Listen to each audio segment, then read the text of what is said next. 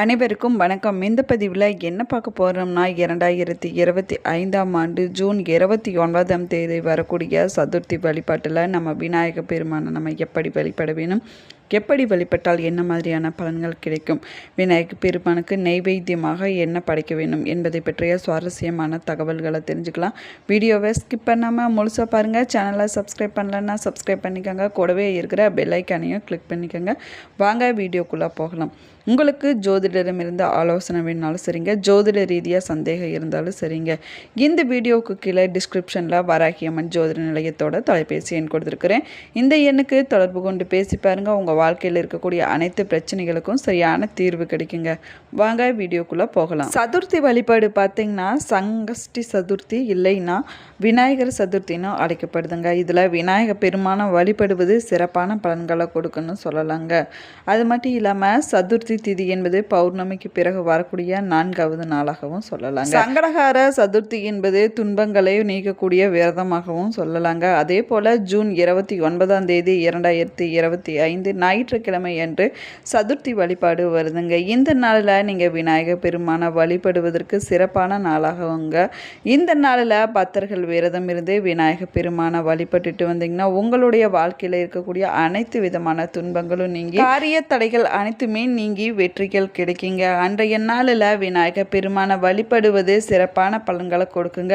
சதுர்த்தி வழிபாடு நம்ம செய்யும் போது விநாயகருக்கு அருகம்புல் மாலை சாற்றி வழிபட வேணுங்க. அதே போல விநாயகருக்கு உரிய ஸ்தோத்திரங்களை பாடல்களை பாடி வழிபடுவது ரொம்பவே நல்லதுங்க. இருந்தாலும் விநாயகருக்குரிய காயத்ரி மந்திரம் இல்லைன்னா விநாயகரோட அகவல் போன்றவற்றை பாராயணம் செய்வது ரொம்பவே நல்லதுங்க. அதே போல விநாயகர் பெருமானுக்கு பிடித்தமான கொழுக்கட்டை, மோதகம் போன்றவற்றை நெய்வேத்தியமாக அன்றைய நாளில் படைத்து வழிபடுவது நினைத்ததை நிறைவேற்றி வைக்கணும்னு சொல்லலாங்க. இந்த நாளில் நீங்கள் உங்கள் வீட்டிலேயே விநாயகர் வழிபாடு செய்யலாங்க. இல்லை பக்கத்தில் இருக்கக்கூடிய விநாயகர் கோவிலுக்கு போய் கூட விநாயகர் பெருமான தரிசனம் செய்யலாங்க. அதுவும் ரொம்பவே நல்லதுங்க. சதுர்த்தி திதி வழிபாட்டில் முக்கியமாக நம்ம செய்ய வேண்டிய விஷயங்கள் நிறையவே இருக்குதுங்க. சதுர்த்தி திதியில் விநாயகர் பெருமானை வழிபாடு செய்வதால் குடும்பத்தில் சுபிட்சம் உண்டாகுங்க. அதே போல் கணபதி பகவானின் அருளார திருமண தடையானது விலகி திருமணம் விரைவில் கைகூடி வருங்க. பக்தர்களுடைய வாழ்க்கையில் இருக்கக்கூடிய அனைத்து கஷ்டங்களையும் நீக்கி வெற்றியை அருளக்கூடியவர் விநாயகர் ஆவாருங்க. விநாயகர் பெருமானின் அருள் இருந்துச்சுன்னா நினைத்த காரியங்கள் அனைத்துமே நிறைவேறுங்க. சங்கடகார சதுர்த்தி அன்னைக்கு விநாயகர் பெருமானை வழிபட்டீங்கன்னா உடல்ல இதுவரைக்கும் இருந்த உபாதைகள் அனைத்துமே நீங்கி விடுங்க. அது மட்டும் இல்லாம இதுவரைக்கும் இருந்துட்டு வந்த காரியல் தடையால் அனைத்துமே விலகிவிடணும் சொல்லலாங்க. விநாயகர் பெருமானுடைய அருளை பெறுவதற்கு கடைபிடிக்கக்கூடிய மிக முக்கியமான விரதமாக சொல்லப்படுவது சதுர்த்தி விரதமாகுங்க. இந்த விரதம் பார்த்திங்கன்னா தேய்பிறையில் வரக்கூடிய விரதமாகுங்க. தேய்பிறையில் வரும் சதுர்த்தி திதியில் சங்கடகார சதுர்த்தி என கொண்டாடப்பட்டுட்டு வருதுங்க. இது ஜோஷ்டா அல்லது ஆஸ்டா மாதத்தில் வரக்கூடிய தேய்பிறை சதுர்த்தியாகுங்க. கிருஷ்ண பிங்கள சங்கடகார சதுர்த்தி என்ற பெயரில் சிறப்பாகவும் கொண்டாடப்பட்டுட்டு வருதுங்க. அதே போல் வளர்பிறை சதுர்த்தி நாளில் விநாயகர் பெருமானை வழிபடுவது குடும்பத்தில் சுபிட்சையும் காரிய தடைகள் அனைத்தையும் நீக்கிவிடணும் சொல்லலாங்க. இந்த நாளில் பார்த்தீங்கன்னா விநாயகர் பெருமானுக்கு அருகம்புல் மற்றும் வெள்ளை இருக்கு மாலையை சாற்றி நெய்வேத்தியமாக கொழுக்கட்டை, சுண்டல் போன்றவற்றை படைத்து வழிபாடு செய்யலாங்க. இப்படி வழிபாடு செய்வதன் மூலமாக விநாயகருடைய அருள் நமக்கு பரிபூர்ணமாக கிடைக்குங்க. இருந்தாலும் இந்த நாளில் விரதத்தை நம்ம எப்படி மேற்கொள்ள வேணும் என்பதை பற்றி பார்க்கலாம் வாங்க. இந்த சதுர்த்தி நாளில் விரதம் இருந்து விநாயகருடைய மந்திரங்களை உச்சரிப்பது நமக்கு நன்மையை கொடுக்குங்க. சதுர்த்தி என்பது 15 நாட்களுக்கு ஒரு முறை வரக்கூடிய 4வது திதியாகுங்க. அமாவாசை இல்லைன்னா பௌர்ணமிக்கு அடுத்ததாக வரக்கூடிய 4வது நாள் சதுர்த்தி திதியாகுங்க. இந்த நாளில் நம்ம விநாயகர் பெருமானை வழிபடுவது ரொம்பவே நல்லதுங்க. அமாவாசைக்கு பிறகு வரக்கூடிய வளர்பிறையில் வரும் 4வது நாள் வளர்பிறை சதுர்த்தின்னு அழைக்கப்படுதுங்க. இந்த நாளில் விநாயகரை வழிபடுவதால் குடும்பத்தில் மகிழ்ச்சியும் செல்வமும் ஏற்படுங்க. அது மட்டும் இல்லாமல் செல்வம் மும்மடங்கு பெருகுங்க. இருந்தாலும் நம்முடைய வாழ்க்கையில் இருக்கக்கூடிய தடைகள் அனைத்து நீங்கி காரிய வெற்றிகரமாக முடியும்னு சொல்லலாங்க. வளர்பிற சதுர்த்தி வழிபாடு எப்படி செய்வது, விநாயகர் பெருமான அன்றைய நாளில் நம்ம எப்படி வழிபடலாம் என்பதை பற்றி பார்க்கலாம் வாங்க. வளர்பிற சதுர்த்தி நாளில் அதிகாலையில் நீங்கள் எந்திரிச்சு குளிச்சுட்டு பக்கத்தில் இருக்கக்கூடிய விநாயகர் கோவிலுக்கு போய் 11 முறை விநாயகரை சுற்றி சுற்றி வலம் வாங்க. அதற்கு பிறகு நம்ம எடுத்துட்டு போயிருக்கக்கூடிய அருகம்புல் இல்லைன்னா வெள்ளெருக்கு மாலையை விநாயகர் பெருமானுக்கு சாற்றி வழிபட வேணுங்க. நெய்வேத்தியமாக கொலக்கட்டை இல்லைன்னா சுண்டல் பழங்கள் ஏதாவது எடுத்துகிட்டு போயிருப்பேங்க, அதை வைத்து வழிபட வேணுங்க. வீட்டிலேயே விநாயகர் படத்திற்கு பூ வைத்து விளக்கேற்றி கூட வழிபடலாங்க. விநாயகருடைய மந்திரங்களை அன்றைய நாளில் உச்சரிப்பது ரொம்பவே நல்லதுங்க. இப்படி நீங்கள் விநாயகர் பெருமானுக்கு நாள் முழுவதும் விரதம் இருந்து மாலை நேரத்தில் விளக்கேற்றி வைத்து விநாயகர் பெருமானை வணங்கிய பின்னாடி உங்களுடைய விரதத்தை நிறைவு செய்து கொள்ளலாம். சதுர்த்தி திதியானது 16 திதிகளில் 4வது திதியாக வரக்கூடியதாகுங்க. ஒவ்வொரு தெய்வத்திற்கும் ஒவ்வொரு திதி நட்சத்திரம் கிழமை ரொம்பவே உகர்ந்ததாகுங்க. அப்படி விநாயகர் பெருமானுக்குரிய திதியாக சதுர்த்தியும் கிழமையில் புதன்கிழமையும் சொல்லப்படுதுங்க. விநாயகர் பெருமானுக்கு மிகவும் எளிமையான தெய்வம் ஆவாருங்க. இவரை நம்ம வேண்டுவது ரொம்பவே எளிமையான வேண்டுதல்கள் வச்சு வேண்டலாங்க. விநாயகர் பெருமான் மிகவும் எளிமையான தெய்வம் ஆவாருங்க. இவரை வழிபடுவது எப்போ வேணும்னாலும் வழிபடலாங்க. அதே போல் தன்னை வணங்கு வரும் பக்தர்களுக்கு அருளை வாரி வழங்குவாருன்னு சொல்லலாங்க. இவர் பார்த்திங்கன்னா ஆற்றங்கரை குளக்கரை அரச மரத்தடி போன்ற இடங்களில் தாங்க எழுந்தருளி இருப்பார். பக்தர்களுக்கு அருள் பலிச்சுட்டு வராருங்க. முழு முதற் கடவுளாக போற்றக்கூடிய விநாயகருக்கு உரிய வழிபாட்டு நாளில் சதுர்த்தி திதியும் ஒன்றாகுங்க. விநாயகர் என்ற சொல்லுக்கு தனக்கு மேலே வேறொரு தலைவன் இல்லாதவன் என்று பொருளாகுமாங்க. விக்னகங்களுக்கு அதிபதியான இவர் நம்ம தொடங்கக்கூடிய எல்லா சுப காரியங்கள் அனைத்திலுமே இடையூறு ஏற்படாமல் நிறைவேற்றி வைப்பாருன்னு சொல்லலாங்க.